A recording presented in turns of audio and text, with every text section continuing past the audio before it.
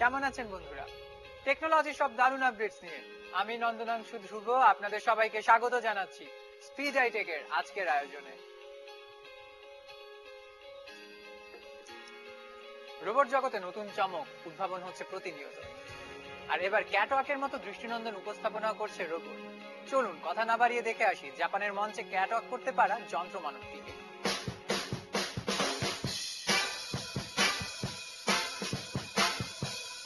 নতুন কোনো ব্র্যান্ডের পোশাক বাজারে আসার আগেই দেখা যায় মডেলদের সেসব পোশাক পরে মঞ্চের উপর দিয়ে হেঁটে যাওয়া। আর এই মডেলিং এর অন্যতম বিষয় হলো ক্যাটওয়াক। প্রযুক্তির উন্নয়নে এখন মানুষের পরিবর্তে ক্যাটওয়াক করতে দেখা যাবে রোবটকে। অবলীলায় মঞ্চের উপর দিয়ে হেঁটে আসছে জাপানি এই রোবটটি মডেলদের মতো ক্যাটওয়াক করে হাঁটতেও পারে। মজার ব্যাপার হলো মডেলদের পোশাকে এই রোবট প্রায় 42 রকম স্টাইলে ক্যাটওয়াক করতে পারে। এই রোবটটি কথাও বলতে পারে। জাপানের একটি প্রতিষ্ঠান এই রোবট তৈরি করেছে। জাপান সরকারের পৃষ্ঠপোষকতায় the national institute of advance industrial science and টেকনোলজির বিজ্ঞানীরা তৈরি করেন মডেলরূপী এই রোবটটি। রোবটটির নাম দেওয়া হয়েছে হিউম্যান সাইবারনেটিভ HRP। 43 কেজি ওজনের এই রোবট তার যথাযথ দক্ষতা দেখাতে সক্ষম। 5 ফুট 2 ইঞ্চি উচ্চতার এই রোবটটি ব্যাটারির সাহায্যে চলে। জাপানের টোকিওতে অনুষ্ঠিত এক জমকালো ফ্যাশন শোর মূল আকর্ষণ ছিল ক্যাটওয়াক করে মঞ্চে আসা এই নারী রোবট। রোবটটির প্রতি কদমে বোঝা যাচ্ছিল কতটা জীবন্ত রূপ দিয়েছে এর নির্মাতারা। বিনোদনের কথা চিন্তা করেই এই রোবট তৈরির কাজটি হাতে নিয়েছিল জাপানের একদল বিজ্ঞানীরা। ভবিষ্যতে দর্শকদের পুরোপুরি বিনোদন দিতে পারবে বলে আশা সাইবারনেটিভ হিউম্যান ডেভেলপারদের। খুব কম খরচে সৌরবিদ্যুৎ চালিত গাড়ি তৈরি করেছেন ড্যাফোডিল ইন্টারন্যাশনাল ইউনিভার্সিটির তরুণ শিক্ষার্থীরা। আরো গবেষণার মাধ্যমে এই গাড়ির বাণিজ্যিক ব্যবহার সম্ভব বলে মনে করছেন বিশেষজ্ঞরা।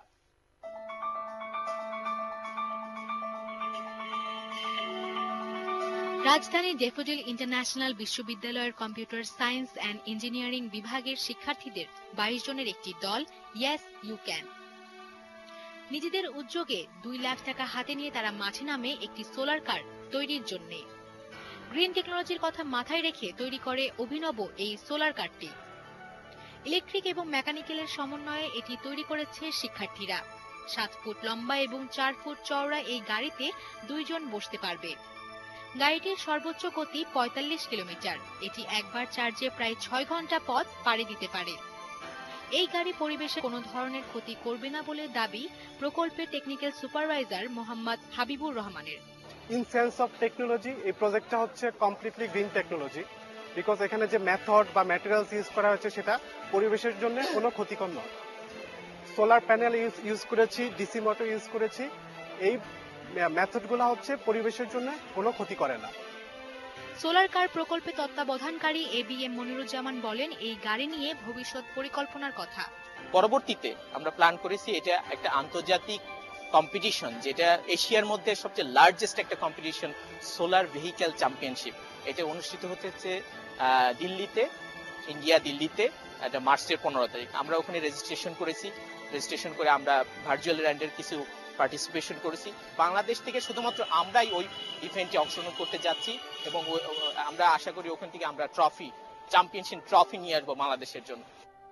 ইতিমধ্যে দলটি ইলেকট্রিক সোলার ভেহিকেল চ্যাম্পিয়নশিপ 2015 নামক প্রতিযোগিতায় বিশ্বের 152টি দলের মধ্যে ভার্চুয়াল রাউন্ডে 32তম স্থানে আছে।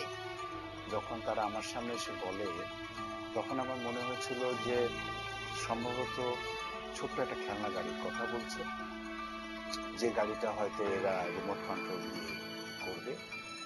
আমার বিষয়টাতে ভাবনা এর বাইরে কিছু ছিল না, কিন্তু যখন এরা আমাকে বললো যে না স্যার, এটা 4 ফিট বাই 7 ফিটের একটা 2-3 জন মানুষ বসে চলবে, তখন আমি রীতিমতো বিস্মিত হয়ে বলেছিলাম যে আচ্ছা ঠিক আছে, কিছু কাগজ কলম করে আমাকে দেখাও। বন্ধুরা, আজ আমাদের সাথে স্টুডিওতে উপস্থিত আছেন সোলার কার বা পরিবেশ বান্ধব কারের উদ্ভাবক মোহাম্মদ আব্দুল্লাহ আল নোমান। তিনি ড্যাফোডিল ইন্টারন্যাশনাল ইউনিভার্সিটির CSC প্রথম বর্ষের স্টুডেন্টও। চলুন তার কাছ থেকেই জেনে নেই এই সোলার কারের আদ্যপান্ত। Hello Noman, welcome to speed hitech. Thank you. আচ্ছা নোমান, এই সোলার কার বানানোর প্ল্যান কিভাবে আপনার মাথায় আসলো? চিন্তা ছিল যে আমি ইনোভেটিভ কিছু জিনিস তৈরি করব। তো যখন আমি ড্যাফোডিল ইন্টারন্যাশনাল ইউনিভার্সিটির সিএসসি ডিপার্টমেন্টে ভর্তি হই, ঠিক তারপর থেকেই আমি চিন্তা করতাম যে রোবট তৈরি করব অথবা কিছু প্রোগ্রামিং বেস জিনিস তৈরি করব, যেহেতু আমার সাবজেক্ট সিএসসি। ঠিক এই অবস্থাতেই আমি যখন দেখলাম অনলাইনে যে ইএসবিসি ইলেকট্রিক সোলার ভেহিকেল চ্যাম্পিয়নশিপ 2015, এটি এশিয়ার লার্জেস্ট সোলার ইভেন্ট, যেটাতে একটি সোলার কার বানাতে হবে এবং তাদের নিজস্ব কিছু রিকোয়ারমেন্ট আছে, ওই রিকোয়ারমেন্ট ফলো করে। এবং তারপরে ওইখানে দেখলাম যে লেখা ছিল যে যে কোনো সায়েন্স ফ্যাকাল্টি স্টুডেন্টই এটা বানাতে পারে। তো তখন আমি চিন্তা করলাম যে মেকানিক্যাল, ত্রিপুলি এবং সিএসসি কে একসাথে একটি কম্বাইন্ড রূপ দেওয়া যায় কিনা। আচ্ছা, এই যে আপনাদের কারটা, এটা নিয়ন্ত্রণ ব্যবস্থাটা কিরকম, যেমন গিয়ার, এক্সিলারেটর, এগুলো কিভাবে কাজ করে? সোলার কারের সব থেকে যেটি বেশি ইম্পর্টেন্ট ছিল সেটি হচ্ছে ব্রেক সিস্টেমটা। ওখানে রিকোয়ারমেন্টে বলা ছিল যে এই গাড়ির ওজন হবে 150 কেজি, বাট এটার ব্রেকিং সিস্টেমটা হতে হবে সম্পূর্ণ হাইড্রোলিক। তো এটা একটা বিশাল চ্যালেঞ্জ ছিল আমাদের জন্য, কারণ যেহেতু এরকম কাজ আমরা কখনোই আগে করিনি। তো সেই স্বার্থে আমরা বংশাল ঘুরে একটি ডিস্ক ব্রেক, যেটি হাইড্রোলিক ব্রেক, আমরা কালেক্ট করি এবং ওই হাতের ব্রেকটাকে আমরা মডিফাই করে শ্যাফটের সাথে জয়েন্ট এটা পায়ের মধ্যে আমরা ব্যবহার করেছি। এবং এক্সিলেটরটা ঠিক সেম ছিল, এটাই একটা মোটর বাইকের একটা পিক আপ যেটাকে আমরা বলি। ওই এক্সিলেটরটা আমরা নিয়ে এটাকে মডিফাই করে কেটে রিফাইনিং করে আমরা পায়ের মধ্যে ব্যবহার করেছি। এই গাড়ি তৈরিতে কি কি সীমাবদ্ধতার সম্মুখীন হয়েছেন আপনারা? হ্যাঁ, গাড়ি বানাতে কিছু রিকোয়ারমেন্ট আমাদেরকে ফলো করতে হয়েছিল কম্পিটিশনের রুলস অনুযায়ী।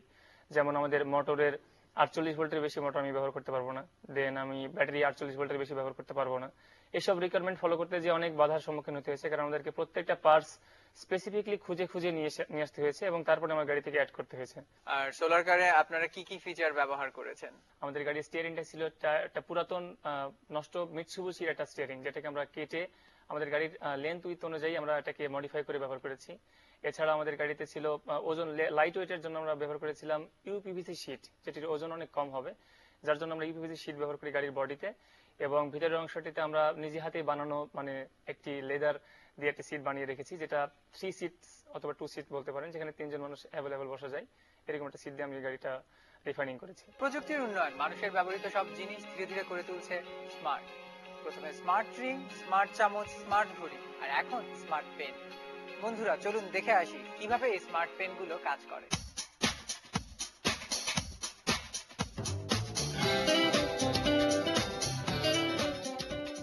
আপনি লিখছেন কাগজে, অথচ লেখা সরাসরি চলে যাচ্ছে কম্পিউটারে। এমনই এক কলম বাজারে এনেছে প্রযুক্তি পণ্য নির্মাতা প্রতিষ্ঠান লাইভস্ক্রাইব। এই কলমের সাহায্যে কাগজের লেখা রেকর্ড করে রাখা যায়। এরপর যখনই কলমটি কম্পিউটারে জুড়ে দেওয়া হয়, তখনই গড়গড় করে সবকিছু পর্দায় দেখিয়ে দিতে পারে, চাইলে পড়েও শোনাতে পারবে। এই কঠিন কাজটি সঠিকভাবে তুলে আনার জন্য কলমটির অবয়বে বসানো হয়েছে শক্তিশালী ন্যানো ক্যামেরা। এতে লেখার সময় খুব নিখুঁতভাবে কলমের প্রতিটি আঁচড় লক্ষ্য করতে পারে। ওয়াইফাই ও ইউএসবি পোর্ট সহ এই কলম কিনতে চাইলে গুনতে হবে $170 থেকে $250।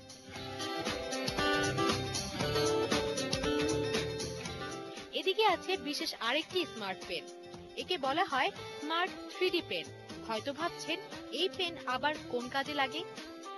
এটি ট্যাবলেট, পিসি ও স্মার্টফোনের মতোই এক ধরনের স্মার্ট ডিভাইস দিয়ে চালিত। এই কলমটিতে ব্লুটুথ সফটওয়্যার রয়েছে, যা স্মার্টফোন, পিসি বা ট্যাবলেট পিসির সাথে জুড়ে দেয়।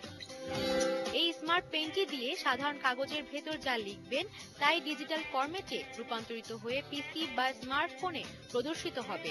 এইভাবে আপনি খুব সহজেই পিসিতে লিখতে পারবেন। আর এই স্মার্ট কলমটি দিয়ে 3D ছবি আঁকতেও পারবেন। বলা যেতে পারে এই কলম দিয়ে একটি ছবির চারিদিকে আঁকা যায়, যেটা একজন গ্রাফিক্স ডিজাইনার এবং আর্কিটেক্ট ইঞ্জিনিয়ারদের জন্য অনেক কাজে লাগবে।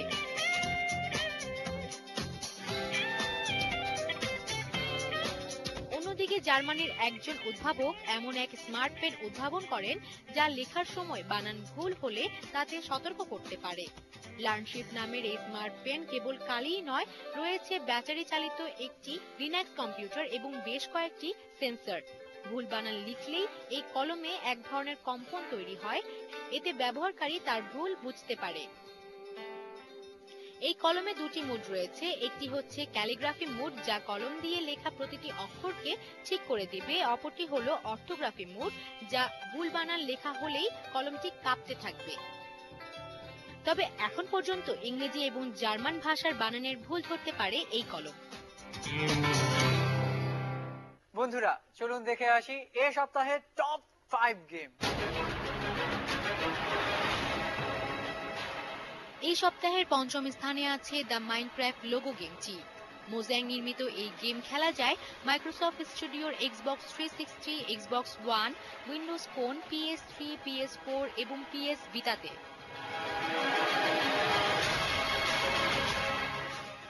এটি প্লেস্টেশন 3 এবং প্লেস্টেশন 4-এও খেলা যায়। সার্ভাইভাল ধাঁচের এই গেম সিঙ্গেল প্লেয়ার এবং মাল্টিপ্লেয়ারে খেলা যায়। এটি কম্পিউটারে খেলতে দরকার হবে ইন্টেল P4 CPU এবং 2 GB RAM।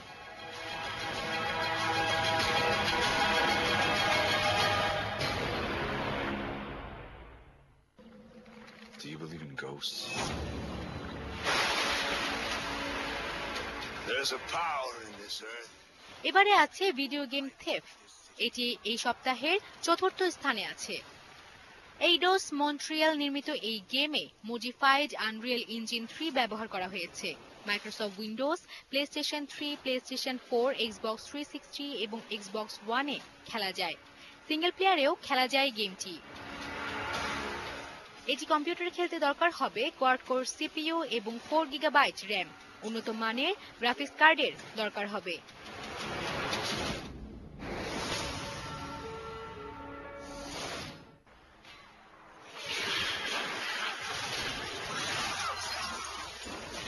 সর্বোচ্চ বিক্রির তালিকায় থেকে বেশ জনপ্রিয় গেম হল Call of Duty Modern Warfare 3।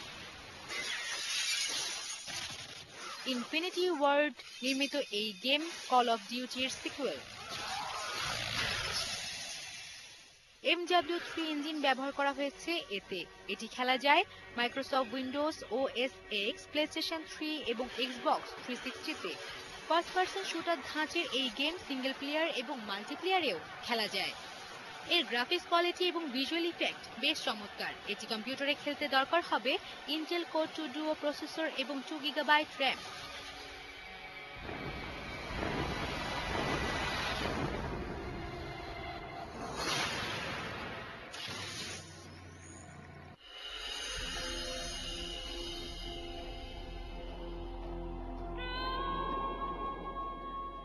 এবারে এই সপ্তাহের দ্বিতীয় স্থানে আছে ডার্ক সোলস 2 গেমটি। ইনহাউস ইঞ্জিন হ্যাভক ফিজিক্স নামের ইঞ্জিন ব্যবহার করা হয়েছে এতে। PlayStation 3, Xbox 360, Microsoft Windows, PlayStation 4, Xbox ওয়ানে খেলা যায় এটি। হ্যাক অ্যান্ড স্ল্যাশ ধাঁচের এই গেম সিঙ্গেল প্লেয়ার এবং মাল্টিপ্লেয়ারেও খেলা যায়। ডার্ক সোল 2 গেমটি কম্পিউটারে খেলতে দরকার হবে Intel Pentium core 2 Duo processor এবং 2 GB RAM। এর ভিজুয়াল ইফেক্ট বেশ চমৎকার।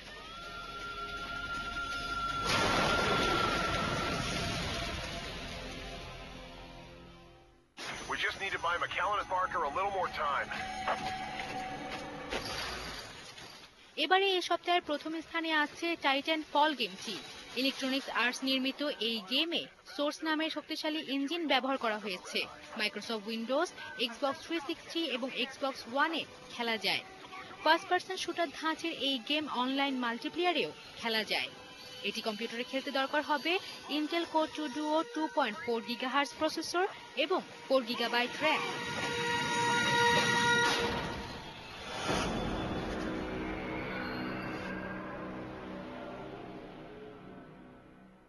আজ এ পর্যন্ত। দেখা হবে আগামী সপ্তাহে ঠিক একই দিনে একই সময়ে একই চ্যানেলে। ততদিন পর্যন্ত সবাই সুস্থ থাকুন, ভালো থাকুন এবং প্রযুক্তির ভালো ব্যবহার করুন।